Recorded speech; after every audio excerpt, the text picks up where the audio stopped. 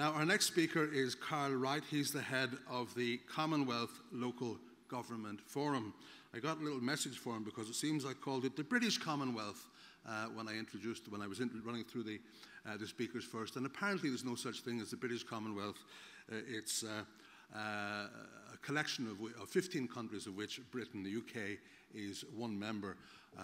Well, I suppose I made the mistake because, unconscious mistake, because when we got independence, we were more or less forced to stay in this thing called the British Commonwealth, or maybe even Empire at that stage. But anyway, those days are gone. The Commonwealth it is now, and Carl Wright is the head of its local government forum. He spent much of his working life with Commonwealth bodies and initiated the forum's good practice scheme. He has also served in many UN, EU, and OECD committees and expert groups. Carl.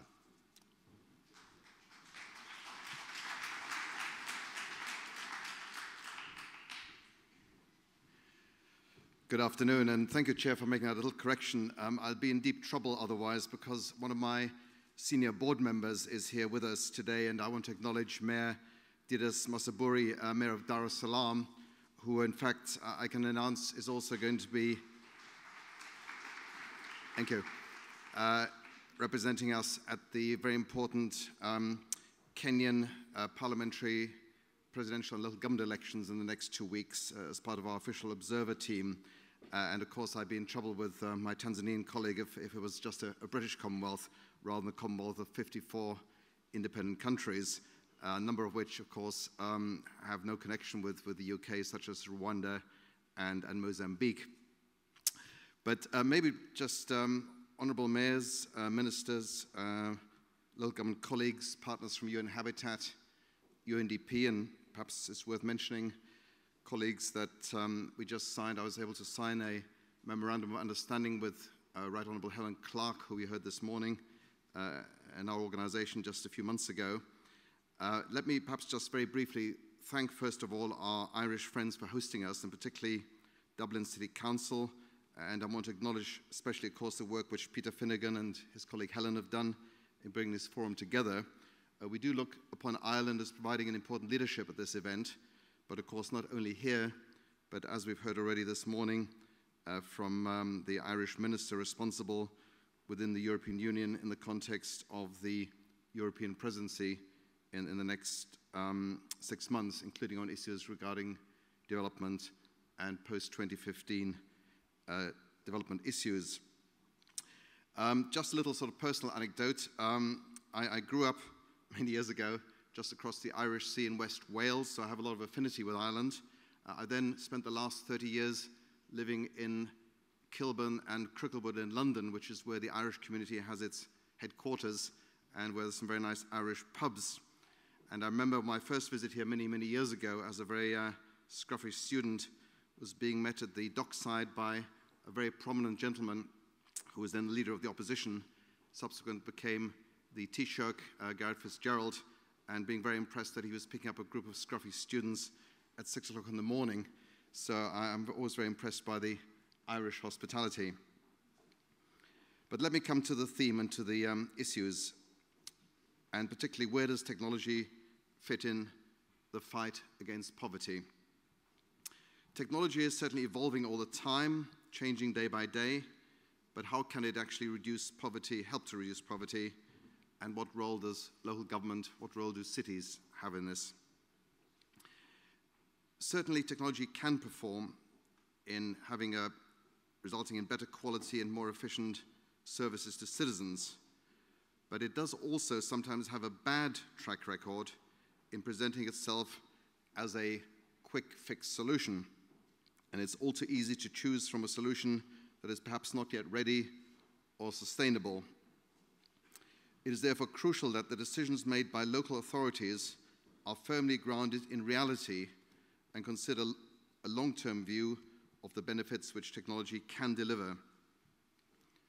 There is certainly no doubt that information and communication technologies in particular, ICT, can transform the lives of those who own and use them effectively. ICT can enable development and have a potential for accelerating growth, creating jobs, and reducing migration from rural to urban areas. ICT can also boost agricultural and industrial productivity, enhance communication services, increase the diffusion of innovations, improve efficiency in public administration, and make economic reforms more effectively. And there's a very interesting example from India, where a study of 74 garment manufacturing firms in the Okala area showed that ICT has had significant impact on production processes through integrated management systems and computer-aided designs, just one example. Now, we've heard already a lot this morning, and Helen Clark mentioned it, and Joe just referred to it a minute ago, about some of the real problems facing the world's poor. 1/5 of the world's population has no access to electricity. 90% of the 30,000 deaths that occur every single week from unsafe water and unhygienic living conditions are children under the age of 5.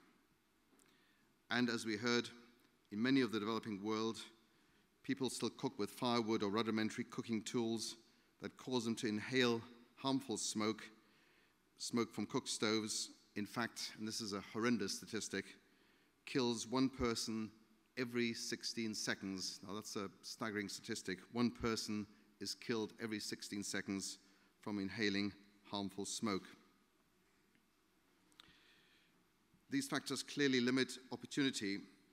Children can't study, work hours are shortened, and health is compromised. However, very simple technologies already exist which can alleviate such hardships. A solar light that charges during the day to use at night reduces the need for harmful fuels like kerosene. Access to fuel-efficient cook stoves that produce almost no smoke, have faster cooking times, and use less fuel, saves lives and time. And access to simple water filters that remove waterborne bacteria make water safe to drink. Often very, very simple technologies, never mind ICT. But let me talk a bit more about ICT, because that's, I think, one of the things we wanted to explore in this session. In recent times, mobile technology and ICT have increasingly been adopted by the public sector and by local government. And with the benefits, particularly of a mobile, seen as an enhancement to service delivery. Let me give one or two brief examples from different parts of the world. First of all, London. In London, the borough of Lewisham, London Borough of Lewisham, has something called the Love Clean Streets, which is an award-winning free online portal that helps people who live or work in London or in the borough to upload photographs of community problems that require action by the local authority. The system gives citizens the power to improve their immediate environment using an interactive map with the latest Microsoft Silverlight browser plugin, and Binge Maps for Enterprise shows reports in real time. In Lewisham, complaints, for example, about graffiti fell by 30% in just 2 years after the portal going live.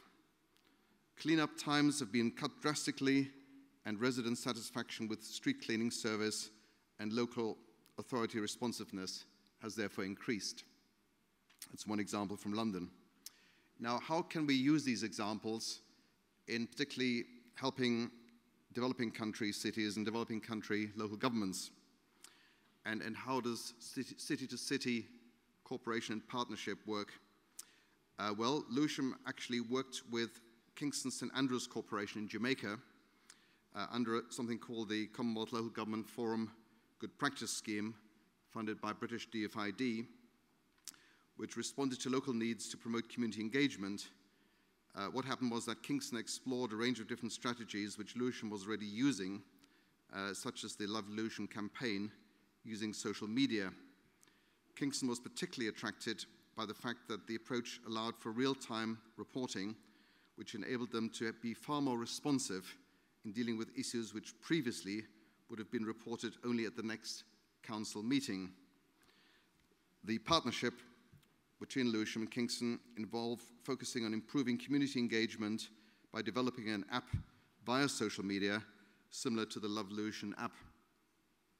The project, which relied strongly on community consultation exercises, worked with all community and faith groups to ensure in particular that the poorest sectors in Kingston, there is much urban poverty in Kingston, Jamaica, were represented and empowered to take part. And the findings from this provided the baseline as well as the actual system to measure against progress. And this helped the design of the new app.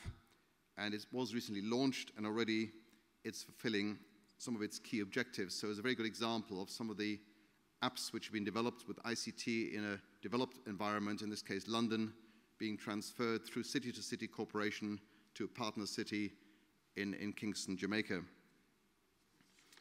A third example I'll just briefly refer to comes from Uganda in Africa, where there is a new initiative for digitalized systems for hospitals and local governments to register births and deaths.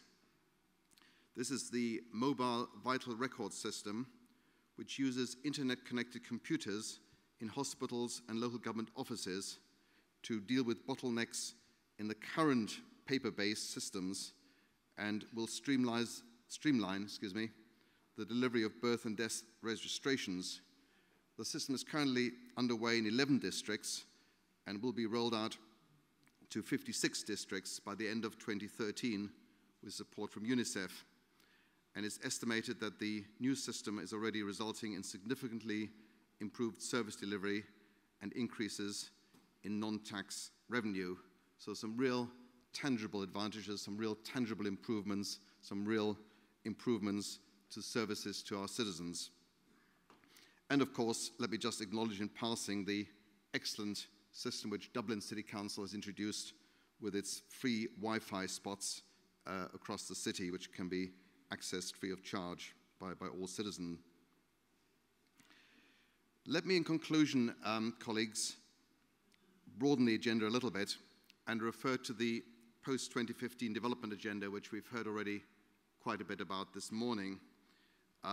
Clearly, ICT and the role of local government is going to be absolutely crucial in the future of the millennium, or what will be now called the Sustainable Development Goals. It'll be crucial in discussing how people can remain at the center of poverty reduction policies and programs, and on the future of safe and sustainable cities. Now, in the Commonwealth Local Government Forum, we have a number of initiatives underway which address this issue. One, for example, is the Inclusive Cities Network, which Birmingham City Council in the UK is coordinating. I'm very pleased they're represented here. And a number of other cities, including Dar es Salaam, are members. And that Inclusive Cities Network is specifically addressing issues around urban poor, poverty, pro-poor development strategies at city level, issues around youth, issues around women. But the broader picture, I guess, is that, as colleagues may know, the United Nations has set up a high-level panel of eminent persons on the post-2015 development agenda, and that important panel, which is co-chaired by British Prime Minister David Cameron, as other co-chairs are the presidents of Liberia and Indonesia, held its first meeting at the Commonwealth headquarters in London in October, and on that occasion we presented a short paper which highlighted three key issues. One, that we felt that the post-2015 development agenda needs to set social targets to address the needs of the vulnerable and the most marginalized. Two, that local government should be recognized as a distinct partner in development. And three, that building local democracy and democratic governance must be part of the post-2015 development agenda. Now, UNDP is engaged in a number of important exercises at national and global level, but one I just want to mention in conclusion, and that is an exercise which UNDP will be doing with all local government partners at the biennial conference of the Commonwealth Local Government Forum, which is being held in Kampala, Uganda, from the 14th to the 17th of May. This conference has the theme developmental local government, putting local government at the heart of development, and there'll be some information available to colleagues about that conference at the back. I mention it not only to give a plug, as it were, because I do hope a lot of colleagues from here will attend. We'll have many senior mayors, we'll have many ministers, we'll have Helen Clark and other key leaders from across the world.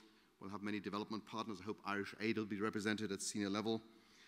And the outcomes of that consultation on post-2015 will be presented both to the United Nations and to the Commonwealth Prime Ministers when they meet later this year. So I do hope very much that many of you will join us in Kampala in May.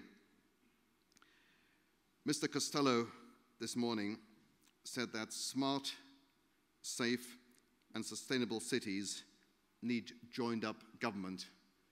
Joined-up government between local and central government, with the private sector, with civil society, with other partners.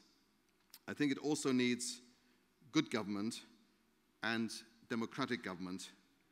And all of these, I think, are areas where cities, where local government has an absolutely critical and a vital role to play, not just in utilizing technology, not just in utilizing efficient services, but in being a key part of the post-2015 development agenda.